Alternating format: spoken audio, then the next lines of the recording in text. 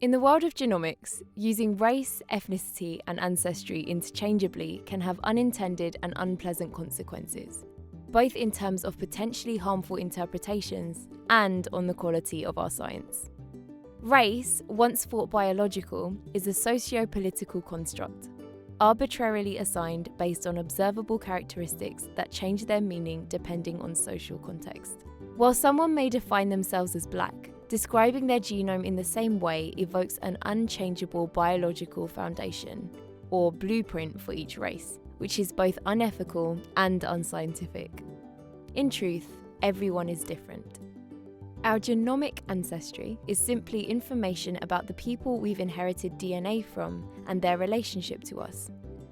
Some researchers have even urged a move away from continental-based ancestry categories, as singular location-specific groupings can be confused with racial groupings and don't acknowledge changes over time, or the variability within continental groups. For example, people with ancestry from East Africa typically have more genetic difference to those from West Africa than those from West Africa have from the rest of the world. But Africa is often used to homogenize both groups. Our ethnicity is our cultural, religious, and social background. These are experience and knowledge-based and deeply personal. People who describe themselves as being within the same ethnic group can have very different genomic ancestry, but it is still important to monitor ethnicity in order to be aware of the cultural and personal factors in our analysis and ensure that these signals are not conflated with genomic factors.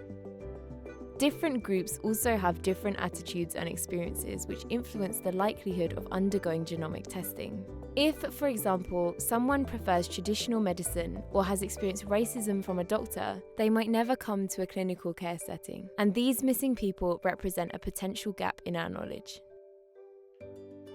To help educate and inform our sector, Genomics England have developed the Lost in Translation Language Toolkit, free to anyone who wants to make better language choices when speaking to participants and peers.